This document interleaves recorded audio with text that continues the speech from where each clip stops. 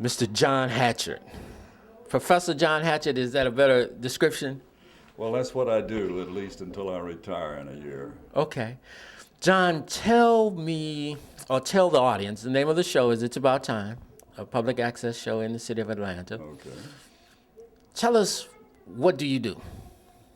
Professionally? Yes. Because I'm professionally, I take care of 3 cows. I am Director of Graduate Studies at the University of South Florida in Tampa, and I've been teaching there for about, this will be my 38th year. Wow.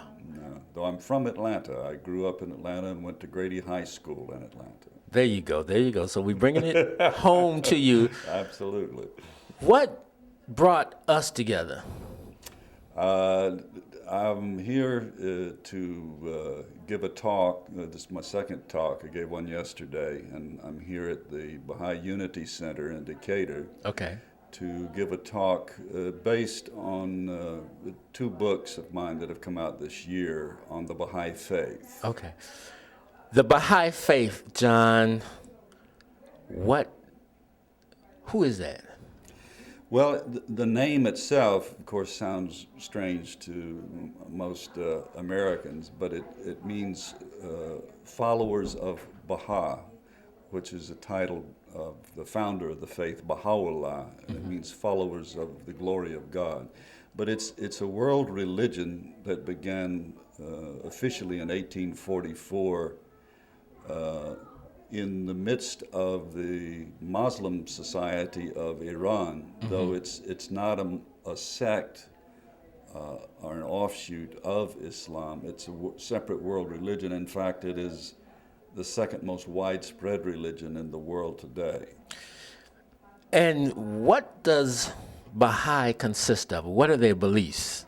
Well, the pivotal belief, or the primary...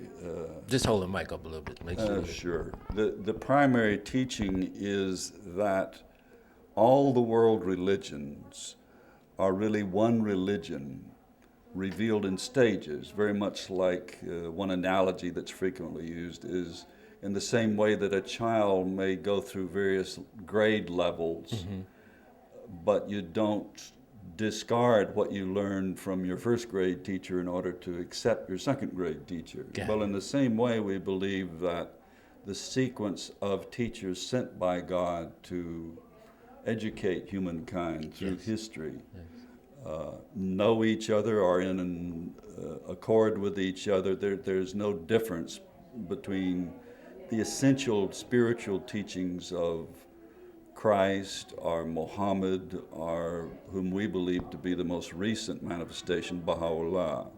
That the spiritual truth doesn't change, it's the same. What was a good person 3,000 years ago, 2,000 years ago, the essential goodness of what would delineate goodness today. Got it. Just, we have different ways of expressing it. So when we talk about goodness today, we're talking about concern for people in Ethiopia or people in China. In other words, we're talking about a global community, whereas before you might have been talking about some very localized concern. How does this wonderful religion benefit the world?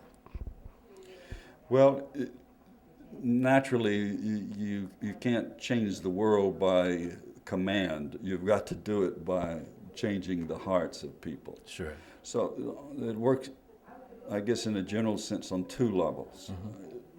The first one is one heart at a time. Yes. And that is, if what you're saying is true, is based on reality, and we believe it is, that there are spiritual principles underlying or governing what we do as physical beings. That these are let me put it this way, we believe that spiritual laws have the weight of physical laws. So in other words, if I jump off a building, I don't need to wonder what's going to happen to me. Right. Well, if I commit injustice, such as, well, we're in the South now, 150 years ago you had slavery in the South. Yes. what was the result? Well, the end result was the destruction of Southern plantation society. Why? Because it was built on injustice. So in other words, the weight of justice, even though it's a metaphysical concept, it's a spiritual law, it has the weight or effect of a physical law.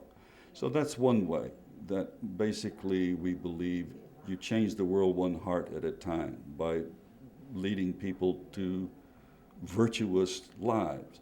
But the second thing is to construct a model of a world community worldwide. And that is, you really change the world not from some top-down authority, but by building communities. So where we are today here at the Bahai Unity Center in Decatur,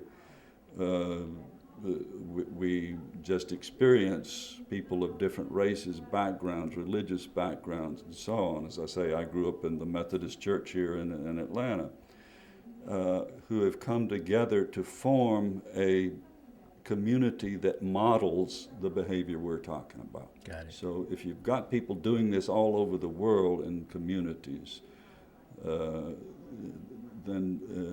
in effect you are gradually building a global community. And how widespread is this wonderful religious concept? Well, it's spread throughout the world and almost every territory and island. You won't find a great deal of Baha'is in any one place. There are approximately 500,000 in Iran, though the religion is suppressed in Iran.